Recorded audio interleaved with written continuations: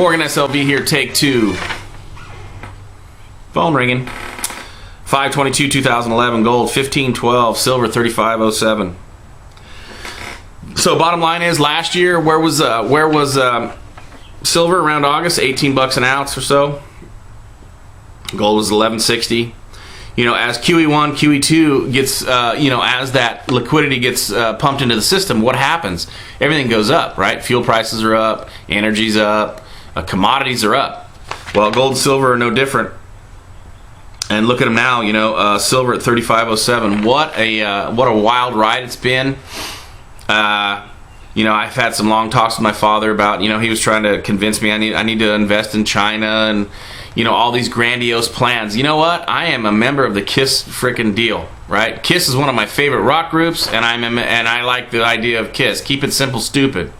Once again, I'm going to buy my real estate right here where I can keep an eye on it, in California.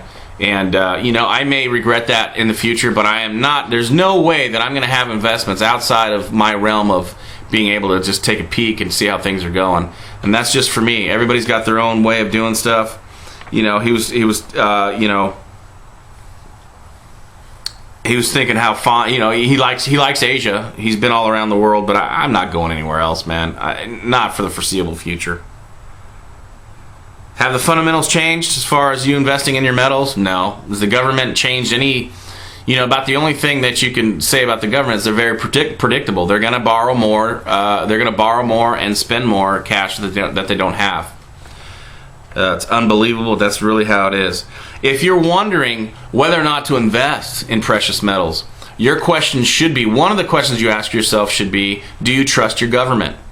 Think about that for a minute. Do you trust them? Are they going to act responsibly with their fiscal policies?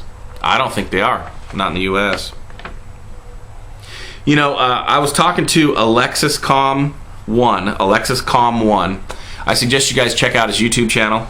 He had a very good way of putting in inflation. He goes, look, we are in inflation and a hyperinflationary atmosphere worldwide. Reason being, he was talking to me. We were talking personally. He said, look, your government is pumping liquidity into the world system. He goes, bottom line is, if you have one currency, let's not take a basket of currencies, let's just take one currency, and you have inflation, well, based on what's going on globally, if you were to concentrate that on any one currency, it would be 100 times worse or 1,000 times worse, because it's concentrated in a small space, so to speak.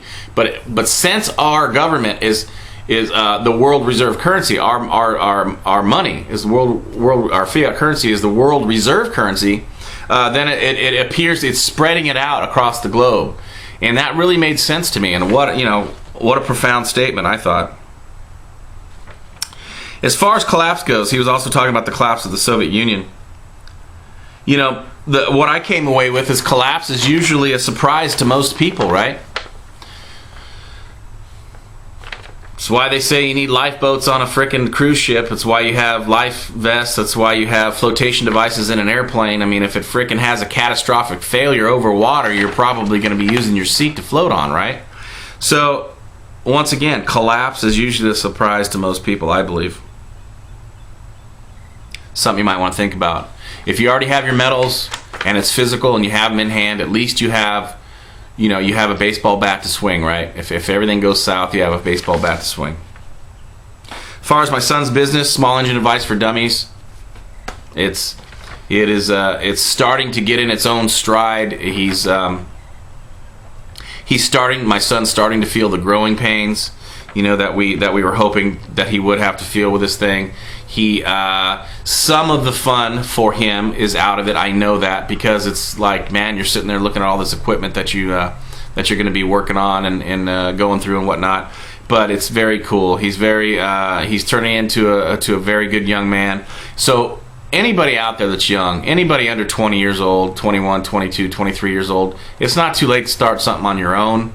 I realize a lot of you are going to be graduating into a zero job market, and you might want to think about just doing something on your own. If you have any questions, feel free to leave me something in my inbox, and I'll do my best to help you out. And once again, we're going to relaunch his website next year. We're looking forward to that. Once again, Alexis Calm 1, check him out. I think it's time well spent. All right, joke of the day.